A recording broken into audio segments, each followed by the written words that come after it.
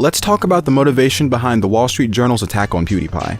I'm sure a lot of you guys have heard about the drama surrounding Felix at the moment, but if not, then I'll just strongly recommend checking out Sargon's video if you haven't already, because I couldn't possibly do a better introduction to this topic than what Sargon already has.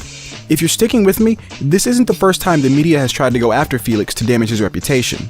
In fact, in the Wall Street Journal's hit piece, one of the clips they use as an example of his horrible behavior is from a video where he criticizes the media for trying to portray him as some sort of Nazi in the first place. Let's go inside the stories. The scoop. Oh no, that's better. Scoop is better. Let's get into the latest scoops.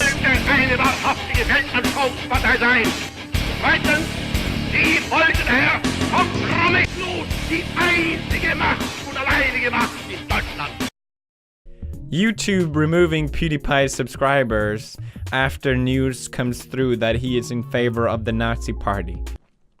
Okay, no, that one is clearly fake, okay? Fake article. What else do we got? The issue here is that these people feel entitled to what Felix has. They don't like the fact that he has so much influence, so many viewers, so much money, and essentially answers to no one.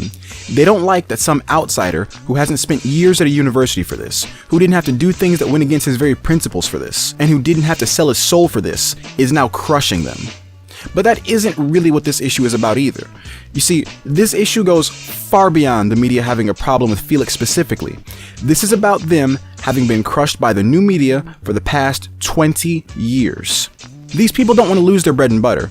They don't want to lose their place in the world, and they'll try to defend it at all costs, even at the expense of some man's name. He's just some nobody who's part of something that is taking everything away from decades or centuries of established legacies in the media.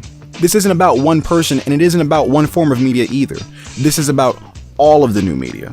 Online video platforms like YouTube and Netflix, video games, alternative news publications, anything and everything that's stealing the attention, the prestige, and the money away from the old media. But here's where I'm going to diverge away from a lot of other people on this topic as well, because this isn't about all of the old media versus all the new media, at least not yet. You see, television viewership has been steadily declining for the past 30 years. However, they managed to keep most of their share of advertising revenue despite that. And one of the things you'll notice is that TV networks haven't really participated in this particular issue much. Places like magazines and newspapers, on the other hand, they can see their death on the horizon, and it's because of a massive drop in advertising revenue. A lot of people have been trying to figure out exactly why the Wall Street Journal is attacking PewDiePie, and you will hear several different theories about it. My take on the situation is that the goal here was to cast doubt on YouTube as an advertising platform. You see, over the past 16 years, printed media has had to sit and watch, while digital media went from 3% of the advertising market share up to 1/3. They, on the other hand, have dropped from 23% down to 9% of the market. Back in October, the Wall Street Journal reported that newspapers across the board suffered their biggest drop in advertising revenue since the recession in 2009. Then, less than 2 weeks later, the Journal reported that they were slimming down the paper and laying people off. You see, they tried to play this off at first as not being as bad as the recession was, but the truth couldn't have been further from that. From the Financial Times in November, it's been a dark year for newspapers, with advertisers deserting print on both sides of the Atlantic. At the Wall Street Journal, the slump has prompted a round of cost cuts and a redesign of its print edition.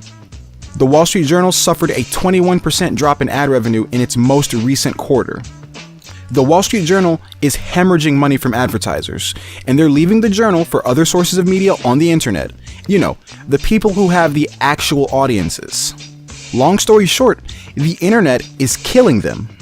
Their parent company News Corp stated that by the end of 2017, they expect to have as many as 3 million subscribers. From 2015 to 2016, they only managed to pull in about 190,000 subscribers. So how they're going to make up that difference and almost double their subscribership is beyond me. So it really is no surprise that the day after their hit piece on Felix, they published this. PewDiePie incident means more scrutiny for influencers, but ad buyers doubt marketers will pull budgets from all YouTube influencers. The very public downfall of YouTube's top star PewDiePie is giving brands a good deal of pause over how they work with influencers to advertise their products to millions of young viewers. Yeah, public downfall. This little stunt of yours might actually just show how infallible Felix's brand actually is. I mean, sure, he may have lost his association with Disney, and YouTube may have canceled his reality show, but in the past 5 days, Felix has gained almost 450,000 subscribers. This idiotic plan of yours has caused Felix to receive more than 50% of his usual monthly growth over the course of 5 days. All because you felt like it was absolutely necessary to slander YouTube's biggest star for being more entertaining than you. Marketers aren't about to yank their ad budgets from YouTube, and most probably won't stop working with these video creators who draw in those hard-to-reach teenage audiences. But ad buyers say they expect brands to ratchet up the scrutiny they place on YouTube, the influencers they work with, and the various middlemen involved in brokering deals in the social marketing ecosystem. Did you really think that advertisers were about to pull their ads from what is currently one of the world's largest advertising platforms? Why the hell would they? Why did you think this scandal would even make them think about doing that? First of all, it had only been 24 hours since the whole events with Felix when you published this article. It is hard to believe that any business is getting ready to come to such a massive decision about their future overnight and then be ready to make that information public. This is the controversy with a single YouTuber. The best you guys could even hope for is that every advertiser pulls away from PewDiePie. Why would you think that an event involving one and only one YouTuber would hurt the entire platform? These people are so out of touch with reality that they don't even realize that YouTube is larger than most television networks at the moment.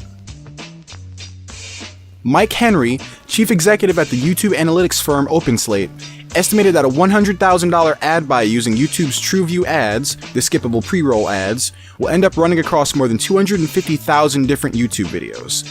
That's a lot to keep track of, and the PewDiePie news is causing brands to think harder about exactly where their ads are running, he said. Listen to the words I'm about to say. We all collectively most likely owe YouTube a big apology for the whole demonetization issue from a couple of months ago. Now, the reason I say this is because before this article, it looked like YouTube was trying to crack down on content creators of their own free will. When you have the information in this article and you think back to that issue, I think it sheds a lot of light on what may have been going on at the time.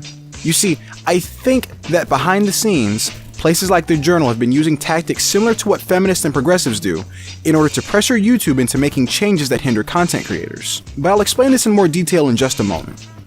Steve Carbone, Chief Digital and Analytics Officer at the ad buying agency Mediacom, said he'd like more ad buying safeguard options from Google, and ideally he'd like to employ more third-party tech companies to monitor YouTube campaigns. The ongoing challenge for YouTube is its ability to assure advertisers that its platform is in fact brand safe, he said. Now, that last quote, it sounds a little bit like something we heard from YouTube during the whole demonetization thing. I could just be overanalyzing this, but to me this draws a link between the two events in my mind. Could Google have done more to protect advertisers from the PewDiePie fiasco? For years, the company has employed technology that helps sniff out copyrighted material, but it can't catch everything. Here, we'll skip ahead to the next paragraph because this one is just a fluff piece from YouTube. Chad Gutstein, chief executive at Machinima, which manages multiple YouTube channels, said he believes that platforms like YouTube and Facebook are working on improving the ability of their technology to catch videos like this before advertisers are exposed, but it isn't easy. The thing that's immediately apparent here is that the Journal is trying to craft this narrative of YouTube being an unsafe place for advertisers to promote their brands. Now, realistically speaking, they probably didn't expect the events with PewDiePie to hurt YouTube that badly, if at all, but I still do think that they were trying to cast doubt on YouTube as an advertising platform. Not in its effectiveness, because, I mean, good luck with that. It gets 22 billion views per month. That's not even possible.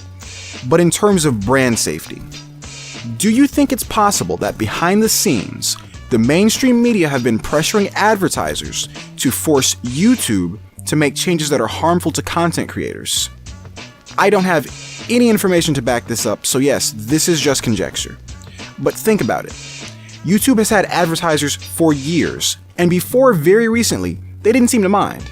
In fact, they seem to be somewhat endearing toward YouTube's general culture, and I don't think the expansion of the YouTube Partner Program would have happened without an honest desire from them to increase the amount of advertising that happens on YouTube without respect to the kinds of content it gets advertised on.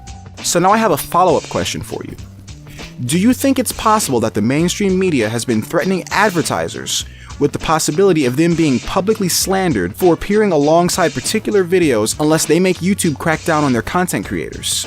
I mean, realistically, the only power the mainstream media has over YouTube is through the fact that they know how to craft any narrative they want that borders on libel without crossing into that line where it becomes a crime. We just saw this with Felix, in fact. But, like I said, I don't have any proof of this, so it's just conjecture. It just seems like the most likely explanation for what's going on here, and what's been going on for the past year or so. Anyways, before I end this video, I want to share a little bit of dirt on Mr. Ben Fritz, one of the so-called journalists responsible for compiling the hit piece on Felix. You see, over on Ben's Twitter feed, he seems to have a history of posting some very unsavory tweets of his own. According to Ben Fritz, jokes about Nazis are bad, but jokes about black people? No, those are just funny. Just show this man a picture of a Negro with some fried chicken if you want to get on his good side, you know what I'm saying? And speaking of fried chicken, Ben says that he didn't know the Jews were so adept at frying. Damn straight, Ben. I'm sure those latkes were finger-licking good, huh? Although, Ben is a man who enjoys the classics, so when he wants some fried Jews, he wants the kind that only a Nazi could make. And you know Ben is serious about this because Nazi jokes are bad. Keep your hopes up, Ben. I'm sure that in some universe, the Nazis actually did win the war, and you can enjoy the European ethno-state too.